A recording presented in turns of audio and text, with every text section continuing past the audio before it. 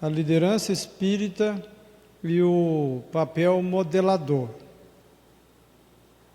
A liderança espírita pede o exercício das mais profundas virtudes em nossa conduta. O líder espírita é convidado ao testemunho pelo exemplo retificador e condutor das almas que chegam para conhecer a lídima fraternidade do Cristo por meio dos nossos centros espíritas.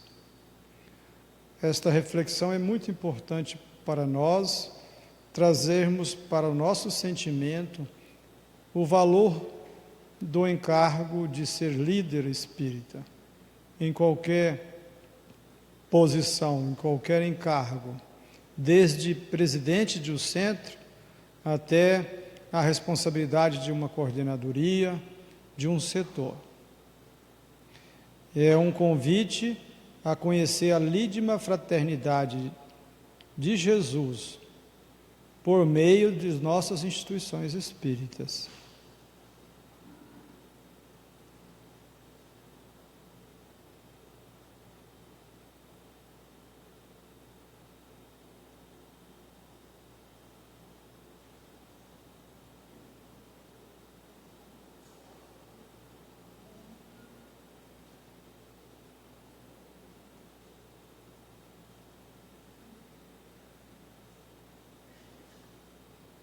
O desafio para a condução do legado deixado por Allan Kardec a todos nós não é apenas da aquisição do conhecimento, mas principalmente da profunda vivência da harmonia entre aqueles que se dedicam a divulgar seus postulados. O convite é a vivência em harmonia, não só conhecer pelo intelecto, mas vivenciar. E para isso, esse desafio deve trazer todas as condições que nós nos permitimos para sentir, como já estudamos em outros seminários. As tarefas administrativas e doutrinárias devem ser levadas em conta, na sua profunda acepção, como ferramentas para o entrelaçamento dos corações que, em júbilo pelo trabalho do bem, se reencontram na verdadeira fraternidade, na lídima caridade, na fé renovadora. Compreender as atividades doutrinárias e também administrativas na sua profunda acepção, que é um instrumento para o entrelaçamento dos corações. Toda essa saúde relacional que nós estamos sendo convidados a refletir nesse final de semana. Onde mais poderemos encontrar a paz que o mundo nos pode ofertar, senão no amparo do aprisco de Jesus na convivência espírita cristã? O mundo promove a competição, o despautério, a luta insana. O ser humano, por sua vez, está cansado, cheio de enfado diante dessas questões. Quando busca o aconchego do centro espírita, o ser humano necessita ver, ouvir e presenciar a água da vida eterna por meio dos nossos exemplos. Sigamos na reflexão. É deveras urgente que saibamos movimentar os recursos próprios da humildade, da compreensão, do perdão, para não dificultarmos a propagação da boa nova espírita nos corações dos que chegam. Porque se o mundo está oferecendo combate, nós ofereceremos a paz. Se o mundo está oferecendo competição, nós ofereceremos cooperação. Se o mundo está oferecendo vaidade, nós ofereceremos simplicidade e esquecimento de nós mesmos, para que a obra cresça em abundância. Ressignifiquemos em nós a necessidade de projeção de nomes e de posições dentro dos centros espíritas. Saibamos reconhecer que Jesus não precisa de mãos fechadas, cerradas em forma de luta, mas de mãos abertas, capazes de ofertar o pão da alma e a água do amor.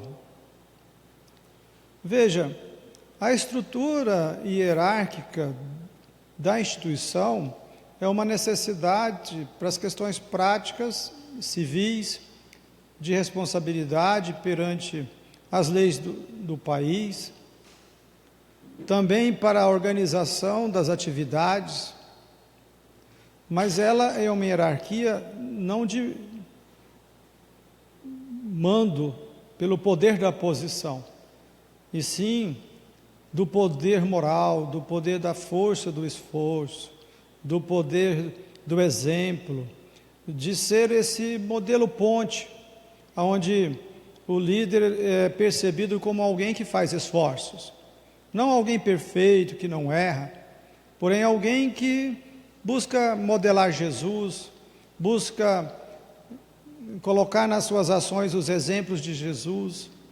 As suas reflexões sempre convidam Jesus a estar presente, sempre buscam as leis divinas, o desenvolvimento das virtudes, e faz esse esforço de se diminuir no sentido de projeção pessoal, para que Jesus esteja presente.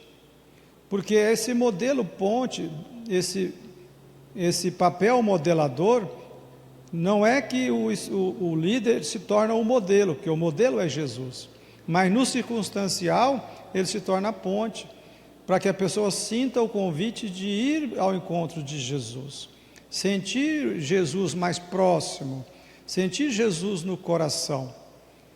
E isso se faz ressignificando a necessidade de dizer: eu sou presidente, eu sou isso, sou aquilo. É certo que em determinados eventos nós utilizamos o título pela responsabilidade naquele momento. Por exemplo, no nosso congresso espírita, quando convidamos o Lacordaire, nós convidamos o presidente, porque está ali representando todo o movimento espírita. Mas no dia a dia aqui nós não vemos essa postura de chamá-lo de presidente. Então, esse exercício não é só do falar, mas ele já é um movimento da nossa intimidade, de nos tratar como irmãos.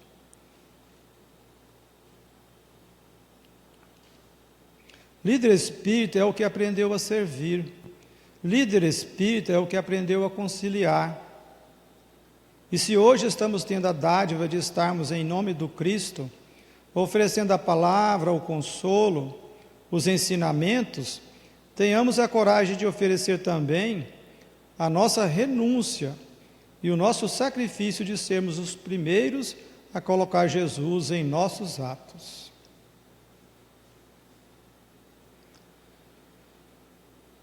A liderança que serve, servidora, ela é mais do que se colocar para servir as pessoas na horizontal da vida, se permitindo estar atendendo as pessoas.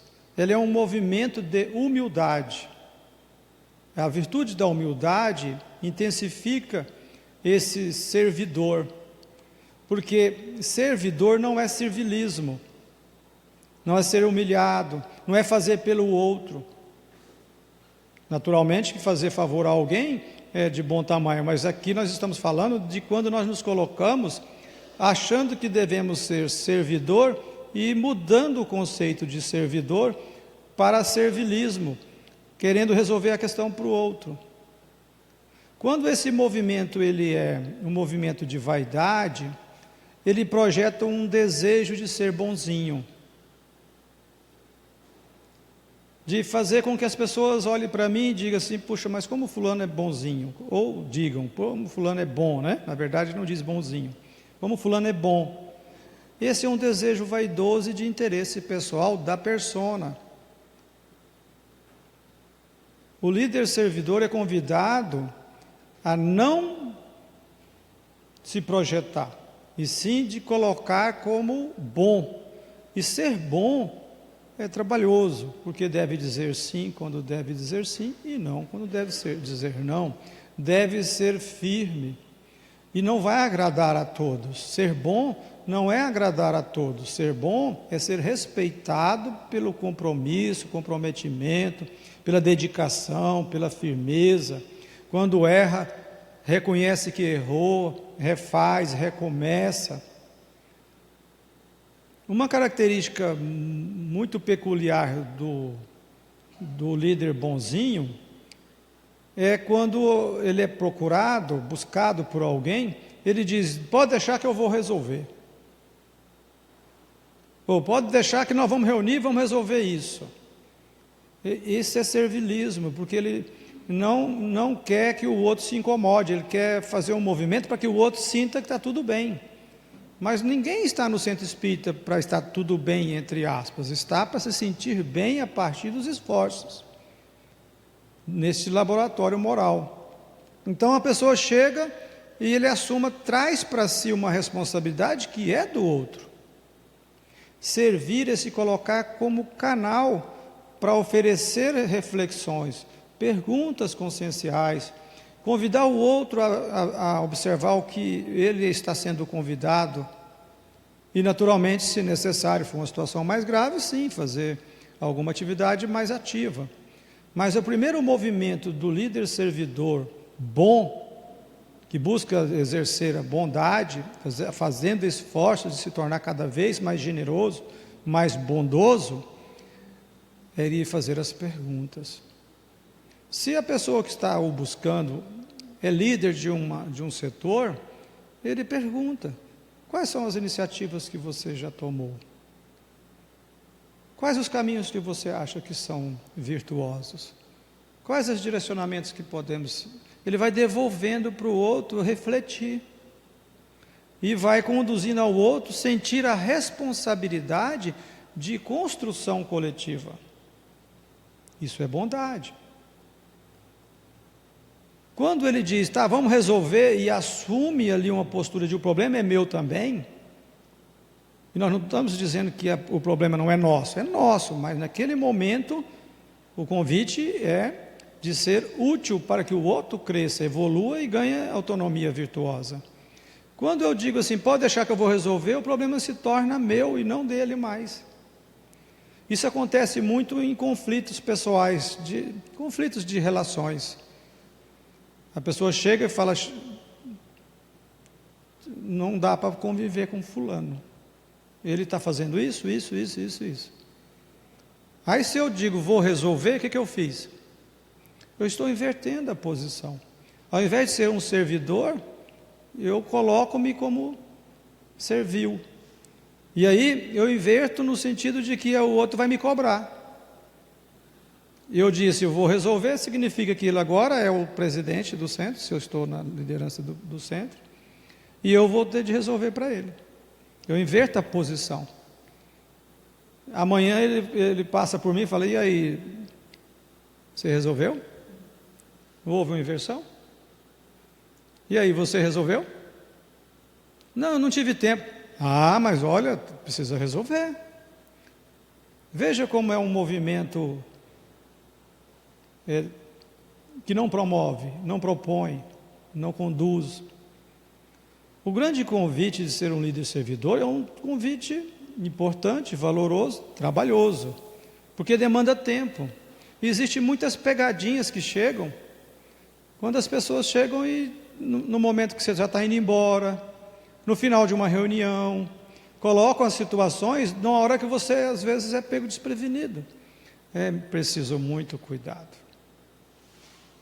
Quando vem situações que eu fico em dúvida e está sob uma pressão do tempo, não direcione.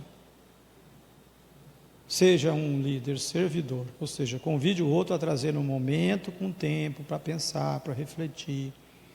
Não devemos cair nas armadilhas das improvisações, das coisas de última hora, daquilo que trazem para que nós resolvamos problemas pessoais, problemas que cabe ao outro construir. Essa liderança com Jesus, ela sempre modela o que Jesus faria se estivesse no meu lugar. Veja que todos que buscaram Jesus, teve de Jesus um convite a refletir. É o exemplo tão conhecido de nós de Marta, quando veio questionar Jesus. Porque Maria estava ali ao lado de Jesus, absorvendo todo o conteúdo, tudo aquilo que as lições lhe chegavam ao coração. Jesus tomou para si para resolver? Não, ele devolveu a ela para ela fazer uma reflexão, para ela fazer as suas próprias escolhas. Marta, Marta, Maria escolheu a melhor parte. Nós devemos fazer escolhas. E na liderança, a maior escolha é renunciar ao título, à projeção pessoal e nos colocar como instrumento. As pessoas vão nos buscar, porque se eu buscar o líder, eu sei que ele vai me dar uma diretriz. Com o tempo, as pessoas começam a buscar o líder, sabendo que ele não vai resolver por ela. Mas ela vai sentir acolhida, vai perceber que ali ele vai dar uma diretriz, ele vai fazer reflexões, vai convidá-la a fazer reflexões, vai sentir esse movimento. Eu estou em dúvida, não sei o que fazer. Eu vou buscar o líder, porque eu sei que ele vai me dar uma diretriz. Ele vai me convidar a uma reflexão e eu vou encontrar um caminho. É o servidor. Ele não faz ele conduz a autonomia virtuosa. Esse é o convite das instituições, cada vez mais construindo um caminho educativo amoroso, ganhando autonomia virtuosa.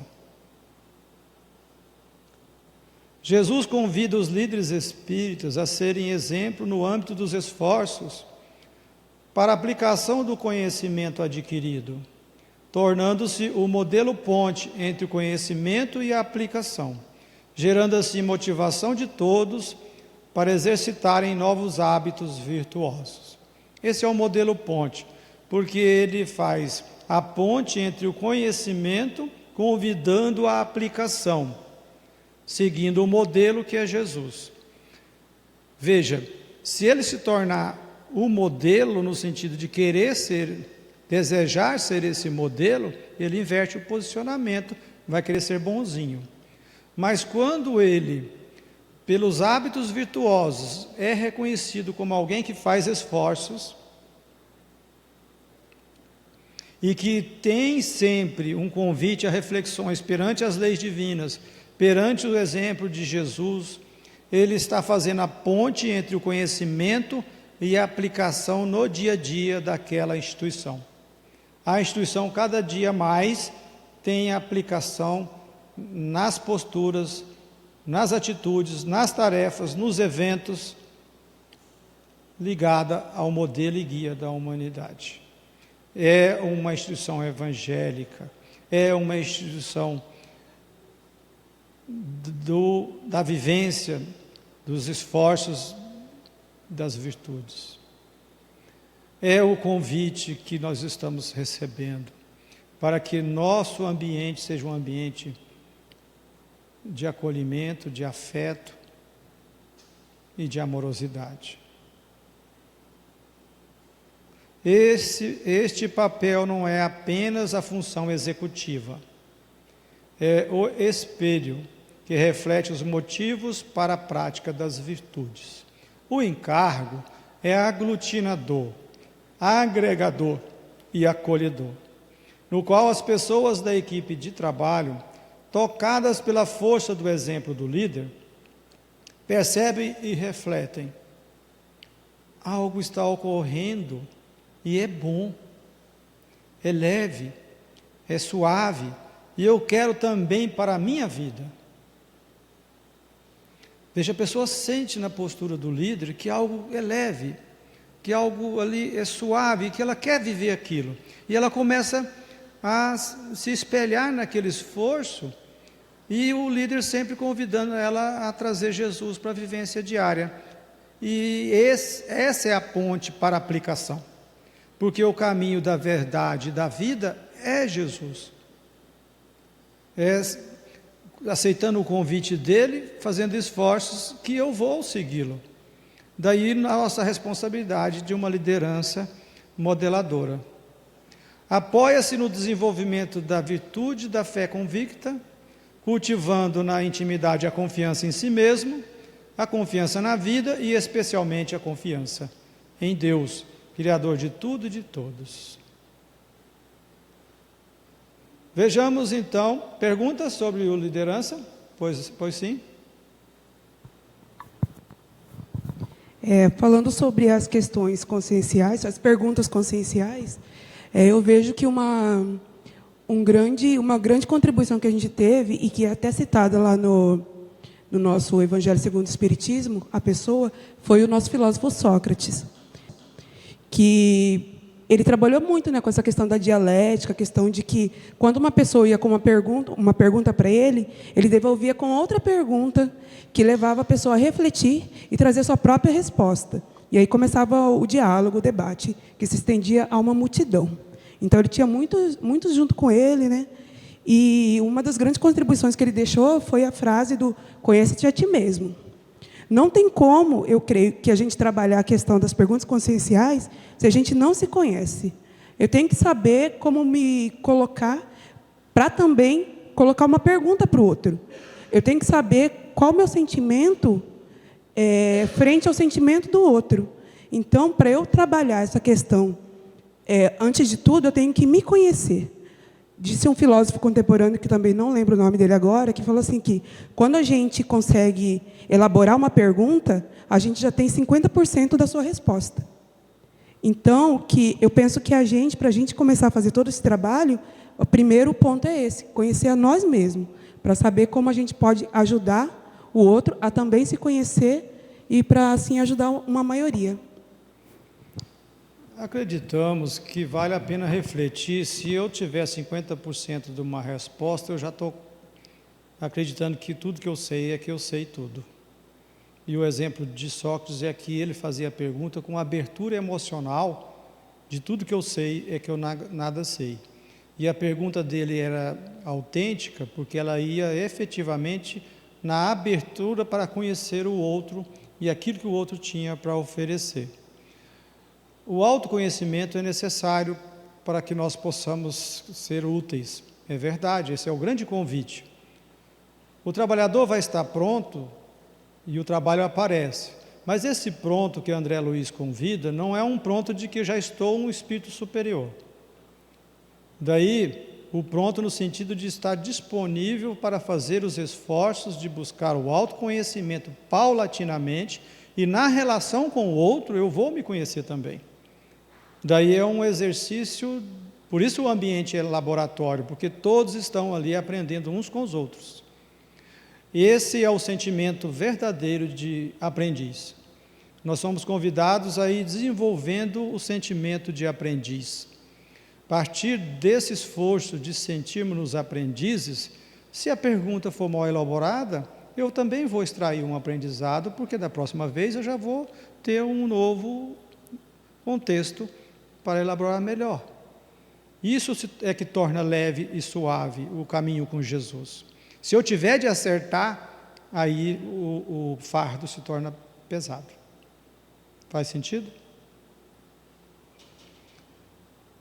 Reflitamos sobre as questões verticais e horizontais no trabalho de liderança. No trabalho de liderança, o líder será convidado a lidar com questões de ordem vertical e de ordem horizontal. As verticais diz respeito a ele mesmo no seu propósito e programa existenciais, conforme estudamos no módulo 2 do Seminário de Liderança. As horizontais dizem respeito ao próprio trabalho de liderar a equipe. Ok? Nós temos um plano existencial, que tem um programa e um propósito. Isso tem a ver conosco na nossa relação vertical, no sentido do nosso compromisso individual, da nossa evolução, de cumprir a nossa missão, de sair da ignorância para alcançar a sabedoria, como está na questão 115 do Livro dos Espíritos.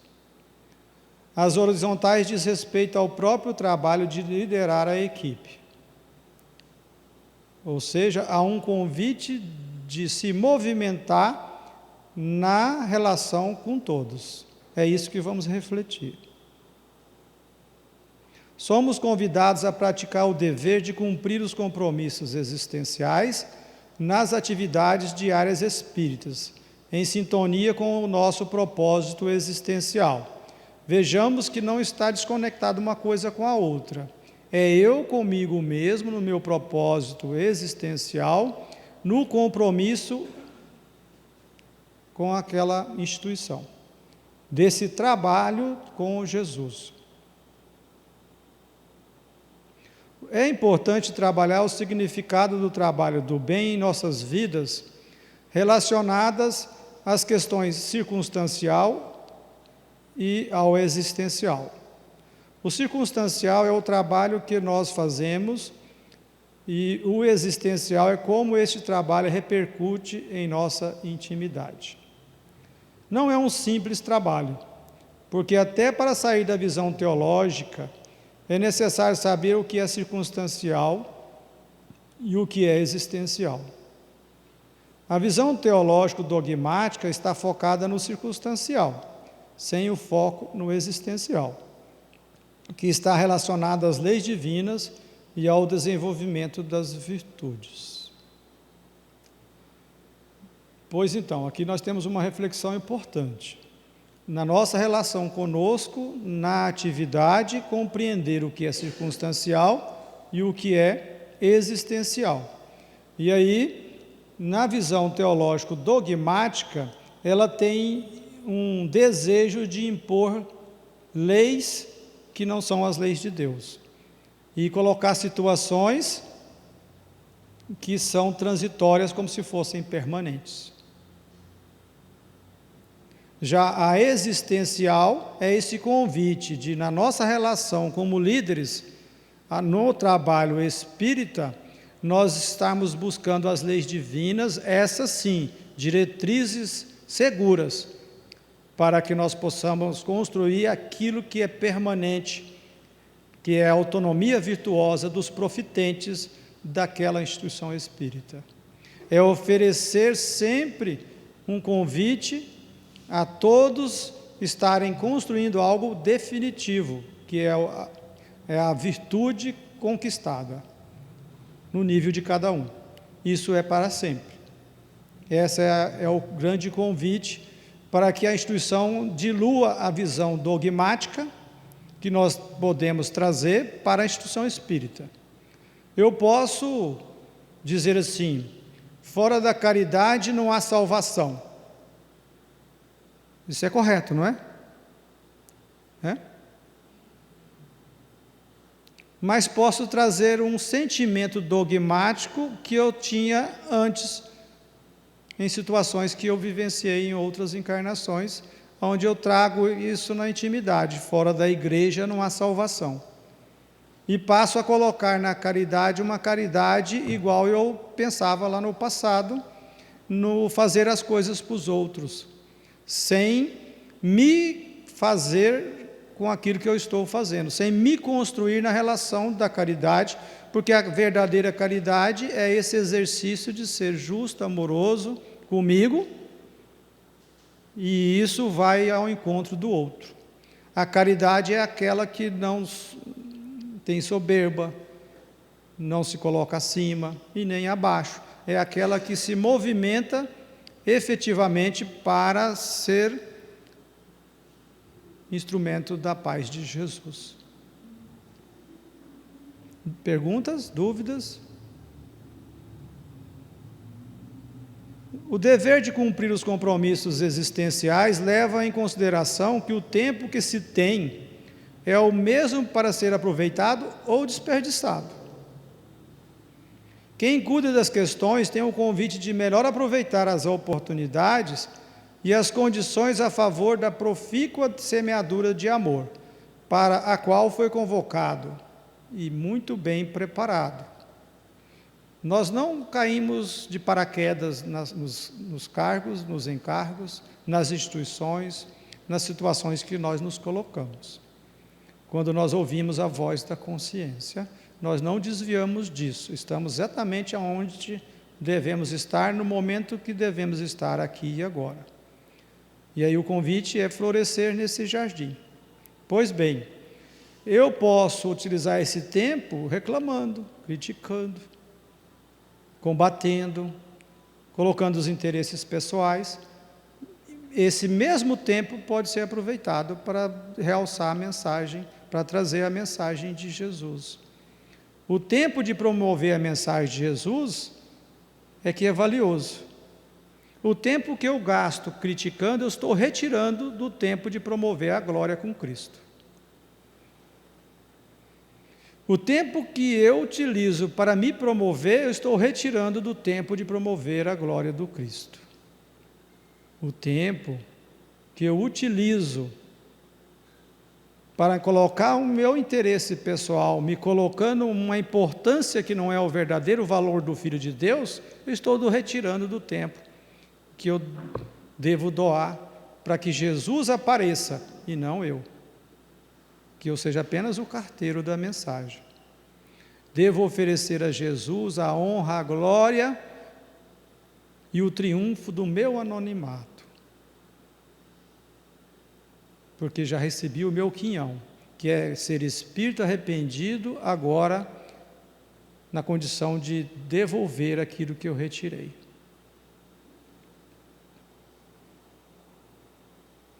O líder consciencial servidor é como alguém que carrega um travesseiro de penas.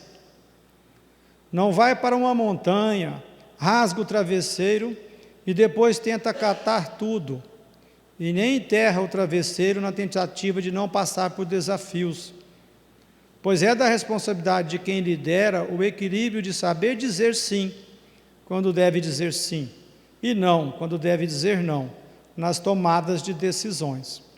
Desse modo, sente a alegria dos resultados quando bem-sucedidos.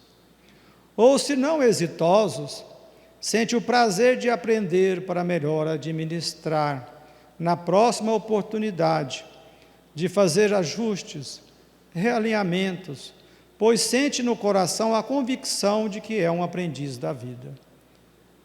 Reflexões magníficas para o nosso dia a dia. Sentir-se aprendiz da vida, se colocar em ação para ser instrumento, sem querer nem sair, como na analogia do travesseiro, disparando para tudo quanto é lado, e depois não consegue catar os estragos, e nem também escondendo o travesseiro, que é essa ideia de não se envolver, para não se expor e não ser pego nas fragilidades.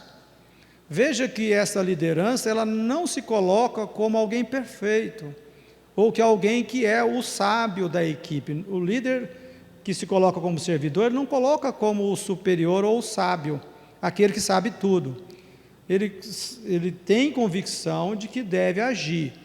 Ele não titubeia em agir, dizer sim, dizer não, de tomar decisões conforme o estatuto da instituição. Todo líder tem ações que ele deve tomar sem que seja em assembleia, e tem ações que somente na assembleia. Tem ações que ele deve tomar sem que seja na diretoria executiva, e tem ações que é na diretoria executiva. Esses são os níveis de delegação que um líder tem. Mas ele não deve imiscuir, esconder o travesseiro, deixando de agir. Ele deve agir, ele vai se expor, ele vai ser criticado. Quando nós nos movimentamos, nós movimentamos tudo. Toda vez que alguém toma uma iniciativa, vai movimentar as peças. E se tem alguém que tem apego a uma situação e não quer se mover, ela vai se rebelar. Mas o líder, ele tem convicção de que vale a pena. E se alguém rebelar, ele vai ao encontro, vai buscar diluir qualquer parede que possa estar nascendo ali, invisível. Ele não está ali para acertar tudo, ele está ali para se movimentar com esforço do êxito da mensagem cristã. Se for exitosa, ótimo. Se tem ajuste, se não foi exitoso, ótimo, vamos aprender, é uma experiência convite. Isso é que torna a atividade leve e nos deixa livre para agir. Quando eu me apego a ser um líder que acerta, o fardo se torna pesado e eu tendo a ter dificuldades de aceitar o erro, a crítica, de ter de fazer ajustes, quero que tudo dê certinho, tudo tem de dar certinho. Se o evento não deu certo, eu quase arranco os cabelos. O certo não é esse. Onde houver erro, devemos iluminar com a luz da verdade, é o convite de Francisco de Assis.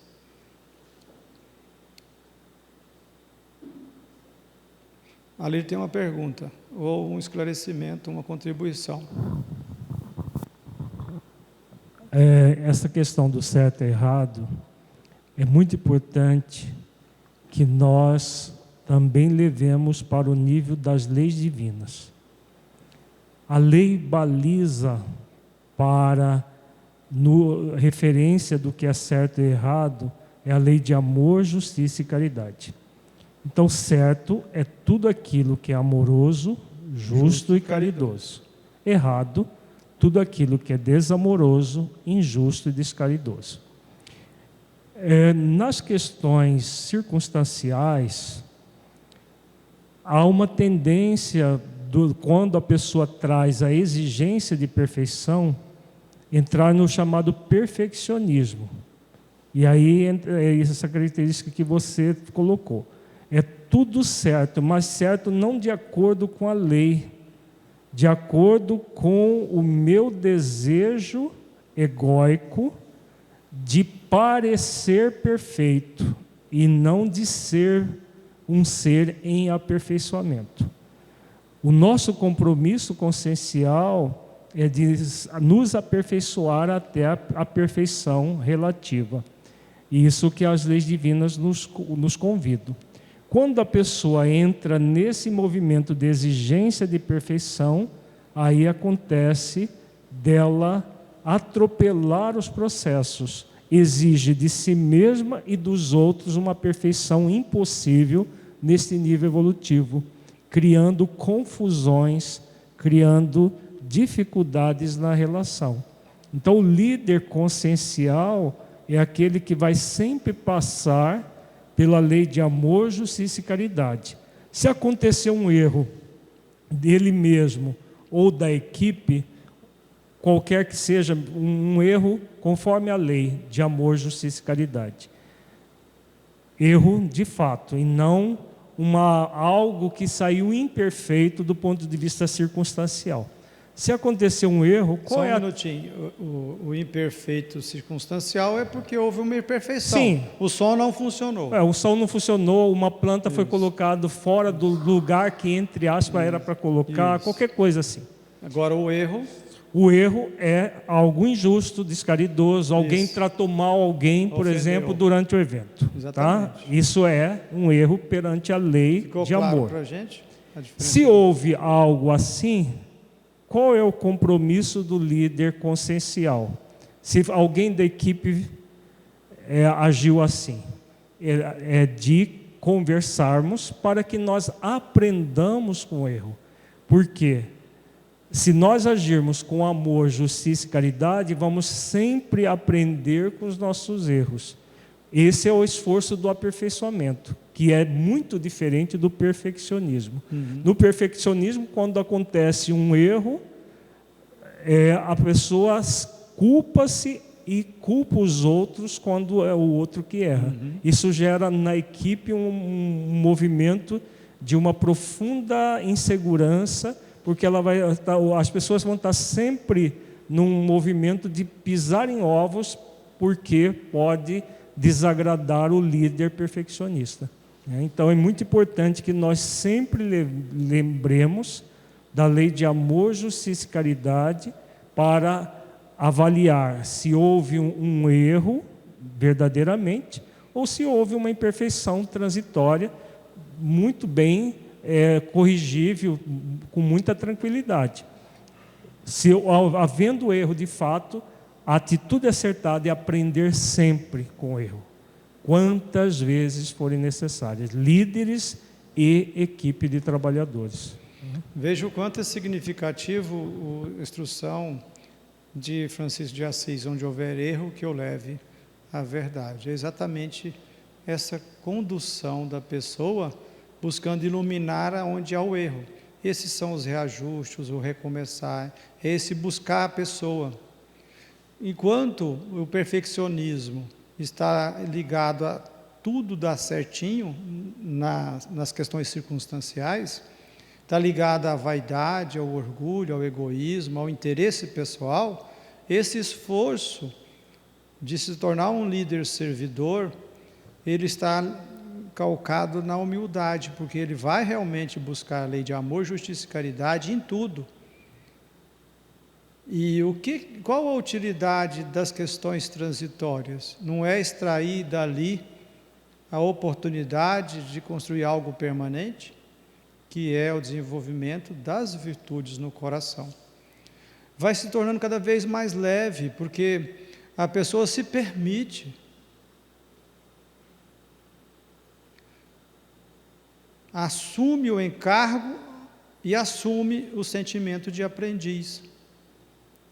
Se ela não sabe, ela busca apoio, ela busca orientação, ela busca estudar, ela aceita sugestões da equipe. Veja que é um processo bem mais leve, porque ele está numa condução conjunta, num grupo de tarefeiros que vão cada vez mais se colocando como embaixadores do Cristo. O grande convite que estamos recebendo.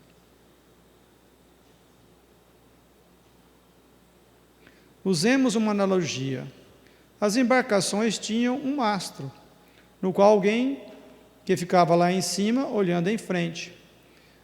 É ele, esse líder, a primeira pessoa que diz se está chegando em terra firme ou não, e por consequente desce para comandar a embarcação. É assim que deve ser o líder espírita cristão, apontando o rumo seguro para onde seguir. Veja que encargo valoroso. Ele não delega subir no mastro, nessa analogia. Ele faz isso, ele se movimenta, ele assume um encargo, a partir do cargo que ele está exercendo. E ele faz todos os esforços amorosos para compreender aonde é que Jesus convida que essa instituição vá. Se Jesus convida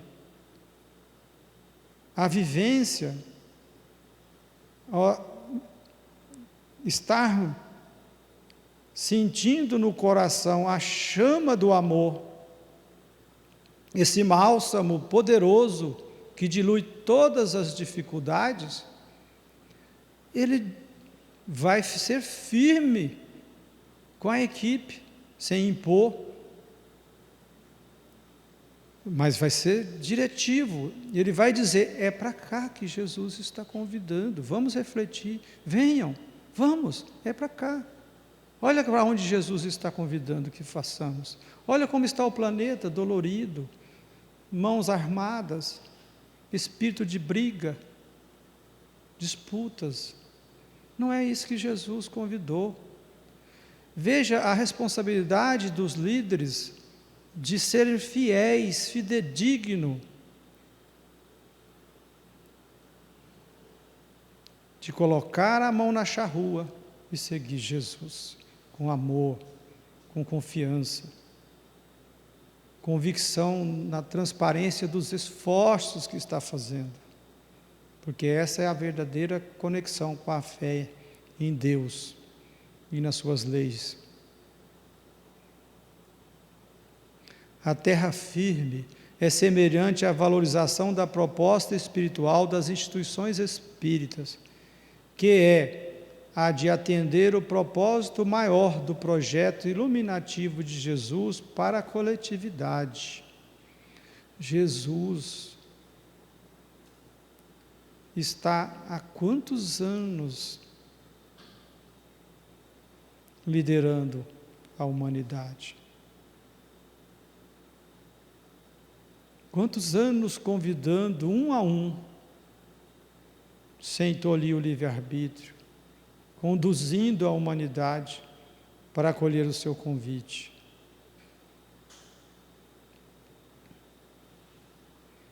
E iluminar a terra é iluminar os corações. Iluminar os corações é o nascimento das virtudes, dos valores. E para isso as instituições espíritas são instrumentos que devem conectar com esse projeto de Jesus, com essa fidelidade a Jesus, essa fidelidade nas atitudes, nos hábitos, cada vez mais colocando-se como alguém querendo, com muita vontade, com persistência, escolher novas formas de agir. Estas novas formas de agir, baseada em cumprir as leis divinas. Perguntas? Vejamos agora o modelo da proximidade. Trata-se de uma diretriz no exercício de liderança. O modelo da proximidade propõe que os líderes espíritas busquem, a partir de esforços de melhoria dos seus hábitos, realizem nas atividades de liderança propostas de soluções viáveis, sem impor, oferecendo a liberdade de escolha a todos, oportunizando o amadurecimento dos trabalhadores espíritas. Para a efetivação desse objetivo, é imprescindível exercitar as virtudes da renúncia em sintonia com a vontade de Jesus e do sacrifício sincero em prol do projeto iluminativo do Cristo. Vejamos que todos esses capítulos, esses tópicos, eles têm uma convergência, uma conexão, e está com Jesus no seu projeto iluminativo, convidando à renúncia pessoal, ao sacrifício dos interesses pessoais, para nos colocar como instrumento do projeto iluminativo de Jesus. Esse é um erro circunstancial, não é existencial. Tranquilo? Tranquilo?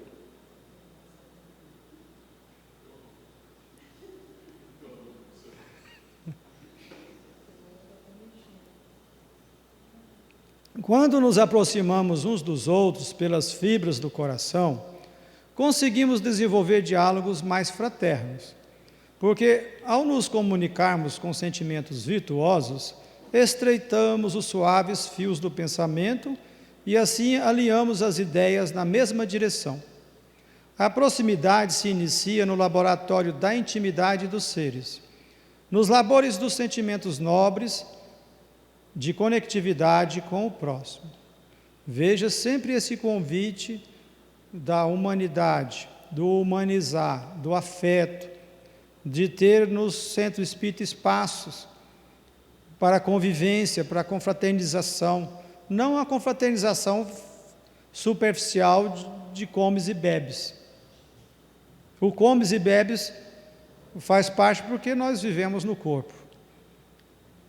Mas é a oportunidade de estudar as parábolas de Jesus, os ensinamentos de Jesus, o Evangelho, as virtudes, como exercitar as virtudes. Há sempre esse convite.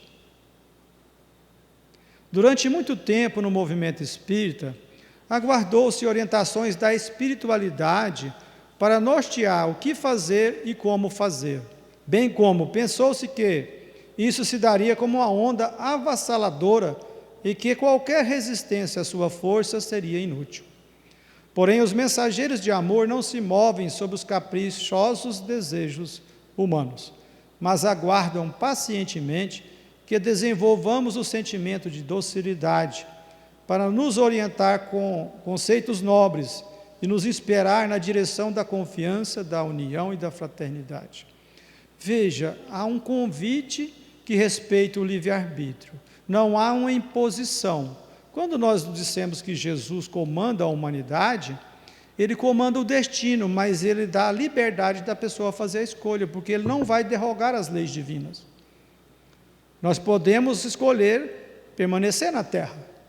Por isso ele disse: só os mansos herdarão a terra. Ou seja, no planeta de regeneração, só aquele que faz o movimento de estar num estado virtuoso, não de espírito superior, mas de só movimentar-se pelo bem, sem disputas sutis, ele já consegue colocar-se como um aprendiz valoroso, instrumento de um planeta de regeneração, onde não há a intenção do mal mais nesse planeta. Então, a espiritualidade não vai trazer essa transformação moral de fora para dentro. Ela está permanentemente nutrindo-nos de intuições, quando nós permitimos. E nós devemos abrir o sentimento de docilidade para que a nossa consciência se manifeste. Quando nós estamos usando o nosso tempo para as futilidades, para os embates, para as distrações desnecessárias, para uma série de coisas, nós não vamos permitir que a nossa consciência se manifeste. O conhecimento é muito importante, é a porta, mas para abrir a porta, a chave é uma vida voltada para a quietude mental, para o silêncio interior, um exercício de disciplina reflexiva, no centro espírita, perante o livro, nos momentos de solitude. Esse é o autoconhecimento. O autoconhecimento não é uma técnica, uma prática para que eu possa conhecer as minhas atitudes apenas. É um convite a eu ir lá no âmago de mim mesmo e ver como eu me funciono, como eu me relaciono comigo. E se eu quero me relacionar comigo mesmo, eu devo conhecer o que existe para ser relacionado. E é a partir daí que eu começo o processo da mudança. Porque pelo autoconhecimento eu começo a perceber os pontos que mais me afligem, qual que é a maior tentação minha nessa encarnação, começo a perceber qual é a virtude do meu propósito, ou qual as virtudes que vão ajudar a virtude principal. Não é um movimento impositivo, é de dentro para fora.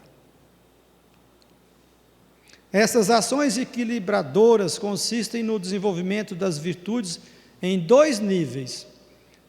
O primeiro consiste na busca de desenvolver o sentimento de ternura para consigo mesmo, em um movimento de autofraternidade.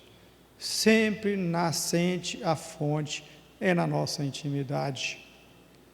É o convite de Jesus à samaritana no poço de Jacó, quando ele afirma para ela: quem beber dessa água, desse poço, tornará a ter sede.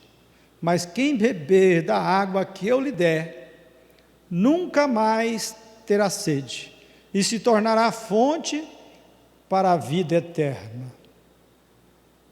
Quem beber da água que Jesus oferece, não terá mais sede, e se tornará fonte, porque ele vai ao encontro do próximo, fazer ao próximo como a si mesmo, pela justiça, pelo amor, pela caridade.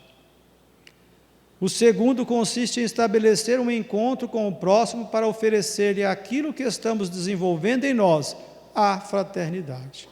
Veja que a confiança, a fraternidade e a união são frutos desse esforço fraterno que nasce no coração. Esse hábito proporciona o movimento de fraternidade com o próximo de maneira evidente e prática. Nesse processo, a criatura que se permite acessar sentimentos nobres inicia sua autotransformação, para que em seu interior reflita com clareza os conhecimentos exteriores adquiridos. É o que nós refletimos, o conhecimento e a vida voltada para a disciplina meditativa, para o autoconhecimento, para as reflexões.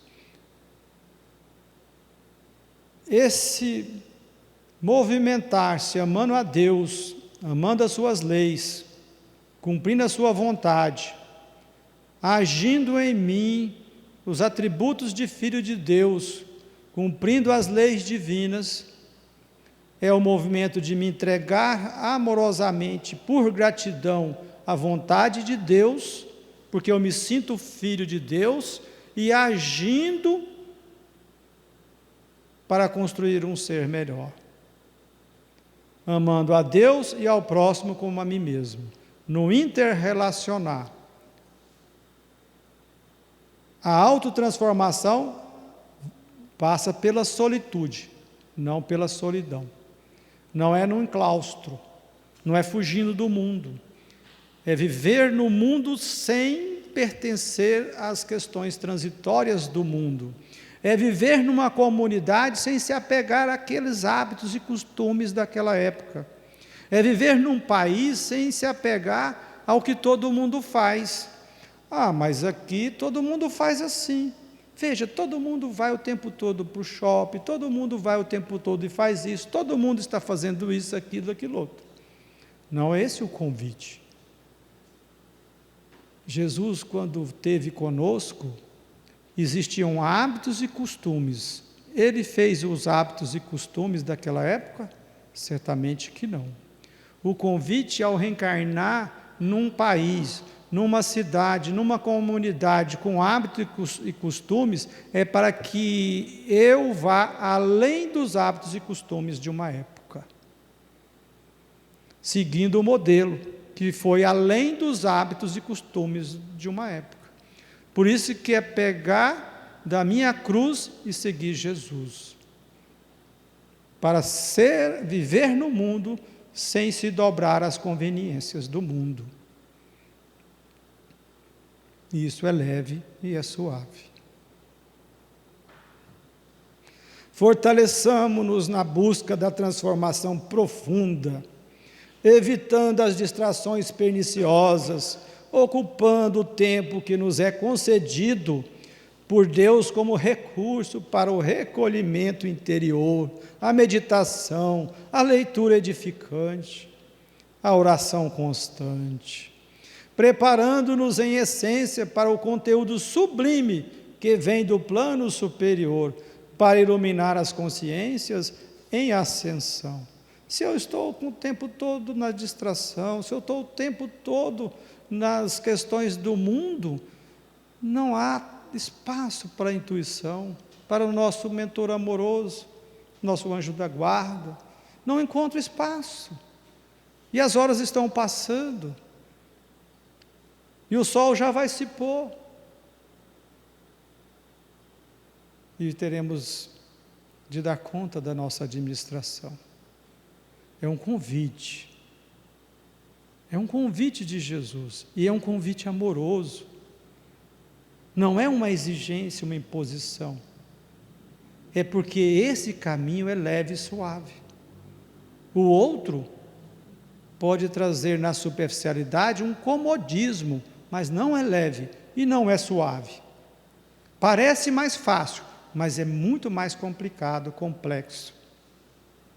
O trabalhoso é porque existe uma ressignificação, mas é leve e suave porque não há exigência e nem sentimento de culpa, ou pelo menos convida a não ter exigência e nem sentimento de culpa, porque cada um vai na sua ascensão conforme o limite das suas condições, no seu nível evolutivo. Perguntas? A autotransformação moral.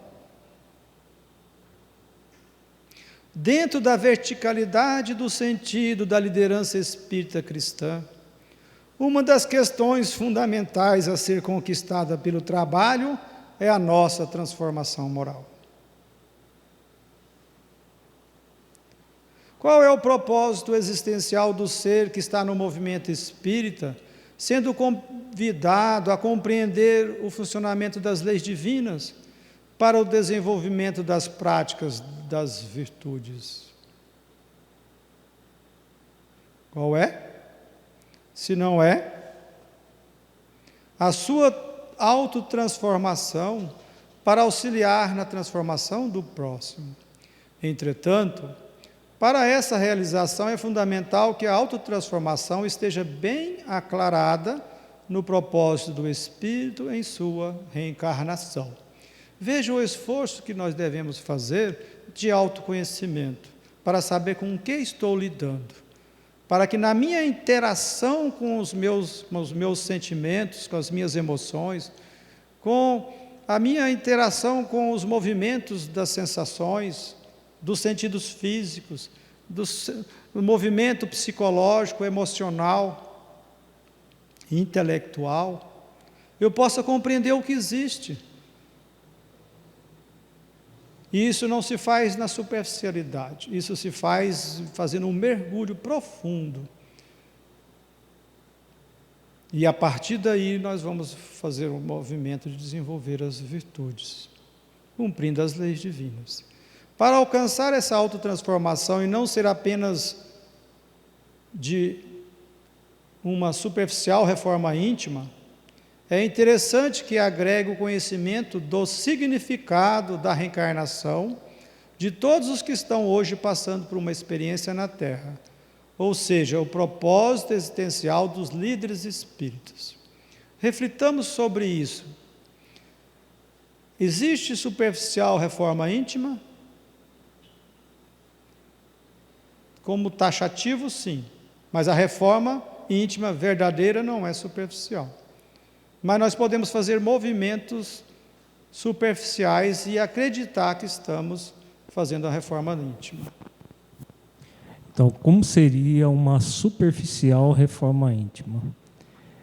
Durante muito tempo, no movimento espírita, se preconizou a reforma íntima. Bem lembrado. Existem movimentos do tipo: a pessoa tem uma obrigação de desenvolver uma virtude durante uma semana ou um mês, e aí ela se sente constrangida pelos líderes a desenvolver aquela virtude, que na verdade acaba gerando o sentimento de culpa e não a virtude, porque virtude não se desenvolve dessa maneira, a partir de uma obrigação que você tem para depois apresentar resultados. Então, há um movimento dentro do movimento espírita de superficializar o processo da reforma íntima. Nós temos preferido o termo transformação interior, aqui no projeto Espiritizar da Federação, até para ressignificar, porque o termo reforma íntima foi vilipendiado, porque reforma seria a transformação interior, fruto do processo de autoconsciência, nunca vai ser por um processo de obrigação. E só se desenvolve virtudes com base nas leis, refletindo sobre as leis, e aí, a partir das leis, é que nós vamos efetivamente desenvolver virtudes, e não como uma tarefa que se obriga no estudo do centro espírita. Essa semana é para essa virtude, ou esse mês é para essa virtude, né? Se não houver uma reflexão do sentido profundo dessa prática de virtudes, não ocorrerá verdadeiramente a transformação interior. Significativo o convite dessas reflexões que nosso Alírio nos traz. Pois senão nós podemos pensar que estamos fazendo a reforma, mas não estamos efetivamente nos permitindo essa autoconsciência. Somente a questão o termo reforma íntima está plenamente correto. Isso. Tanto é que Allan Kardec usou esse termo. Nós lemos isso ontem no texto. A questão é a utilização do termo de forma incorreta pelo movimento, né? Forçando um processo de reforma íntima como se ele fosse dessa forma, como uma obrigação a ser realizada, e não por uma consciência do que realizar a cada momento, né? A utilização do termo transformação interior é para dar a ideia do que é verdadeiramente a reforma íntima nesse momento evolutivo que nós estamos. É aquela nossa reflexão antes do intervalo de pegar uma verdade e utilizá-la de forma superficial. Ou seja, não é a utilização essencial das leis, do cumprimento das leis. Qual é o propósito existencial dos líderes espíritas de estar onde estão, ocupando cargos e encargos temporariamente? É o propósito de, sendo capazes de realizar a autotransformação por meio das práticas das virtudes, auxiliar quem está na equipe de trabalho a praticá-las também. É fazer ao próximo aquilo que gostaria que o próximo fizesse a si mesmo. É o propósito existencial dos líderes de ressignificação, porque vamos ressignificar posturas de outras encarnações. Perguntas? Vamos agora refletir sobre a árvore da concórdia. É uma mensagem do Espírito Francisca Faveroni. Vamos ler toda a mensagem e depois refletirmos. Estudemos pelas orientações da mentora espiritual Francisca Faveroni a elevada valorização das opiniões distintas, dos pensamentos diferentes, para o desenvolvimento da capacidade de complementaridade. Vale lembrar, antes de iniciar na mensagem da benfeitora, que complementaridade é o convite das instituições para que elas desenvolvam lideranças que não sejam líderes que eles só que conseguem fazer a liderança. Há cada vez mais um convite para que haja uma complementaridade de pessoas, utilizando as virtudes já desenvolvidas por cada um, nas questões práticas do dia a dia, na instituição, tanto na horizontal, acolhendo o que vem da vertical, que é essa vivência, essa habilidade, para que exista uma liderança compartilhada. Não é uma ideia de não necessita de liderança, e sim de que é necessário liderança. O nosso lar é um exemplo de uma instituição que trabalha o bem com todo um sistema de lideranças, com objetivos nobres para cada departamento do nosso lar. A instituição espírita é convidada a ter essas lideranças, mas não a liderança onde quem sabe é o líder, que aí só ele pode ser presidente do centro. Esse é o desenvolvimento da capacidade de complementaridade.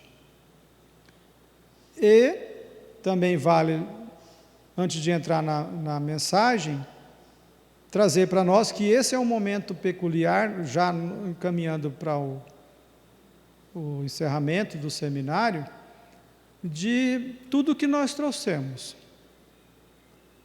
Pensemos, na hora que estamos lendo a mensagem, no laboratório moral, na prática. Meditemos ao entrar na energia das palavras que a mentora nos traz, sentir. Cada palavra, vamos no sentimento que aquela palavra me convida. Fazendo o elo com a proposta do seminário. Do primeiro módulo, do segundo e agora do terceiro.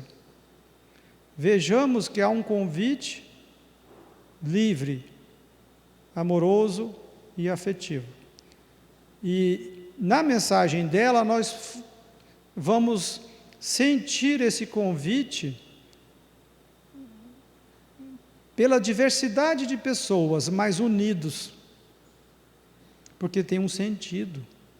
A diversidade está na questão 804 de O Livro dos Espíritos. Cada um contribui no limite de suas forças físicas e intelectuais. O que um não faz, fala o outro.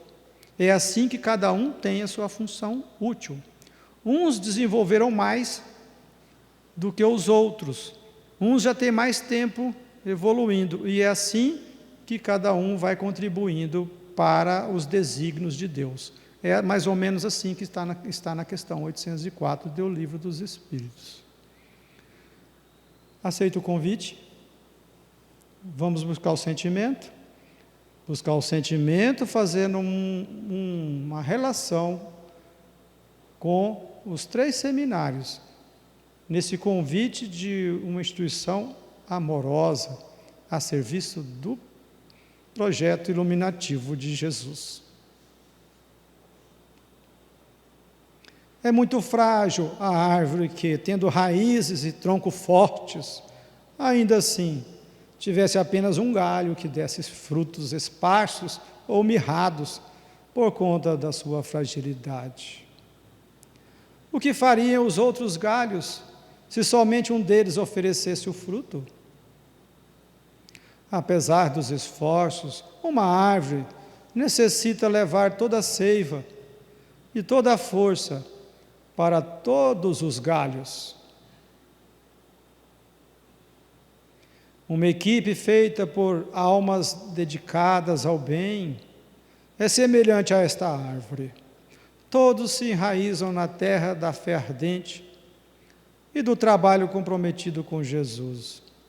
Fortalecem-se tal qual troncos inabaláveis ante as tempestades que as adversidades do caminho trazem. Mas a hora de enfrutecer é de cada alma como de cada galho. Nesse momento, o galho pode se relacionar apenas consigo mesmo, seguir um ângulo diferente dos outros galhos, porém, todos eles, num conjunto, formam a copa amorosa da árvore da equipe do amor. Esta equipe do amor é feita através da somatória dos vários ângulos que os vários galhos se direcionam ao céu. Perguntamos: cada galho se direciona para a mesma posição ao céu? Não. Justamente assim se fazem as divergências de opiniões que podem ser aparentemente nocivas àquele coração que ainda não aprender a lidar com as diversidades, mas é imensamente benévola para aqueles que compreendem que as visões distintas formam exatamente os direcionamentos da grande copa que protege o todo.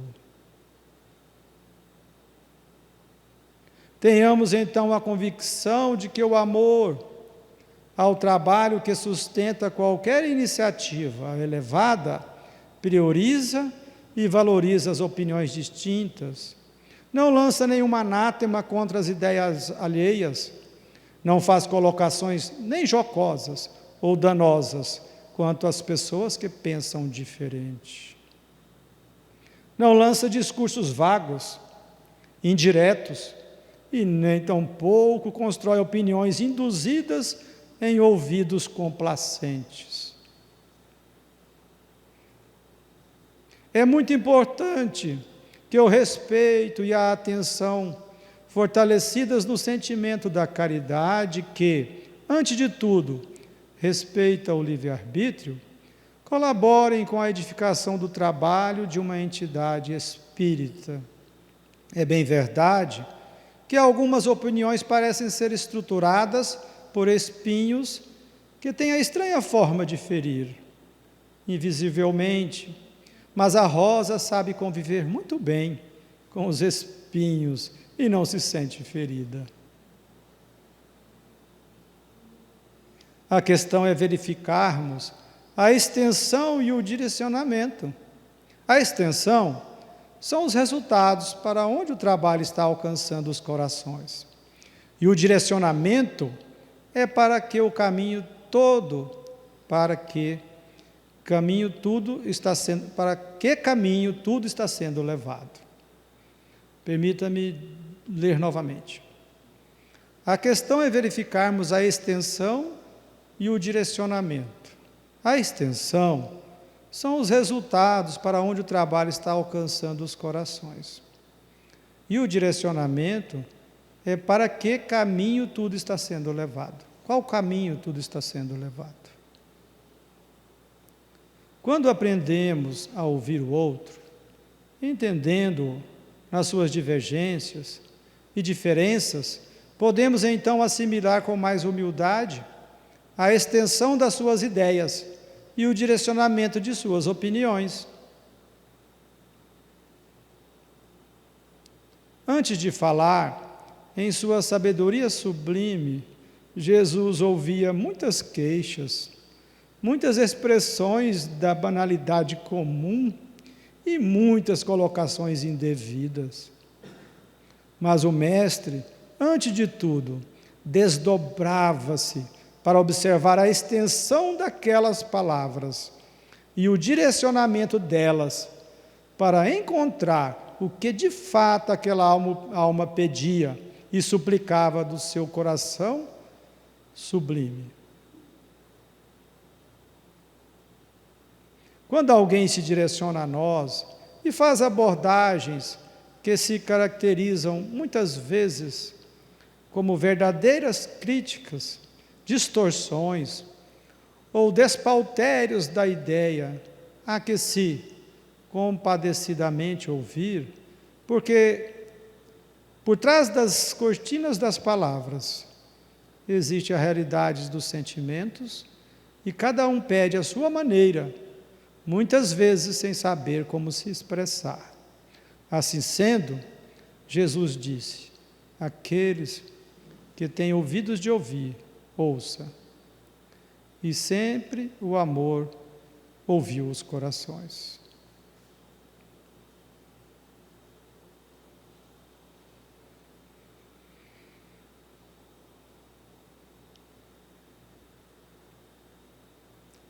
Que convite.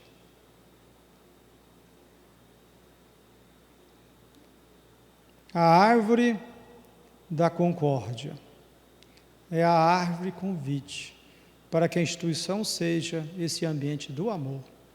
É o amor que convida, porque o amor dilui todas as questiúnculas, o amor constrói todo o ambiente para diluir todas as dificuldades. O amor convida. Deixai vir a mim as criancinhas, que eu tenho o alimento que fortifica os fracos. Deixai vir a mim os tímidos e os débeis, que necessitam de amparo e de consolo. Deixai vir a mim os ignorantes, que eu os iluminarei. Deixai, venha a mim, a multidão dos aflitos e dos infelizes, que eu lhes darei o grande remédio para os males da vida, revelando-lhes o segredo da cura de suas feridas.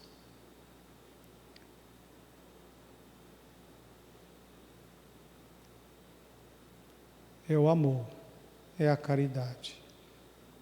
Se eu tiver essa chama divina, nada haverei de temer. A cada instante direi: Senhor, seja feita a sua vontade e não a minha.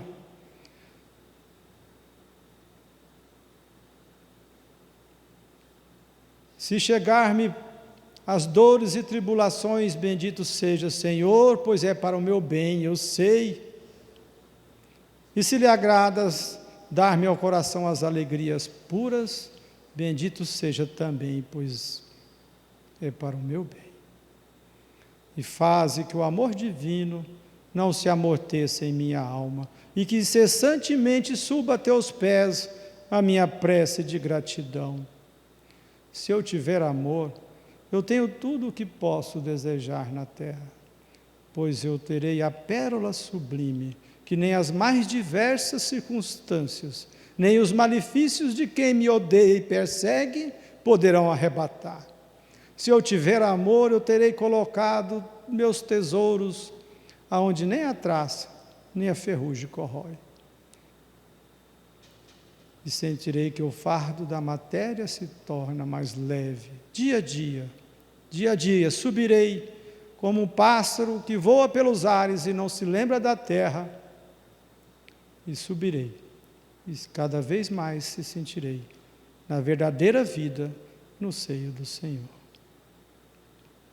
Que possamos trazer para os nossos corações esse convite do amor, que está no Evangelho segundo o Espiritismo, capítulo 8, item 19. Para que o convite de Jesus não faça só ressonância em ouvidos moucos, em corações distantes do amor, e que sua bondade nos alcance dizendo, e nós possamos ouvir a sua voz, o seu olhar, nos traz tanta paz. Só Ele é capaz de nos dar direção.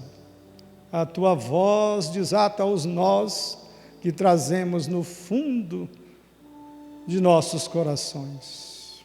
Vinde a mim, vós que estáis aflitos, vós que estáis sobrecarregados, que eu vos aliviarei. Tomai sobre vós o meu jugo e aprendei comigo, que sou manso e humilde de coração, porque o meu jugo é suave e o meu fardo é leve.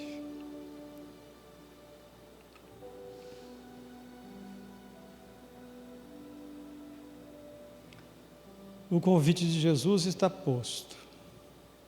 O nosso convite é que possamos prosseguir juntos, unidos, na árvore da concórdia. Gratidão a todos.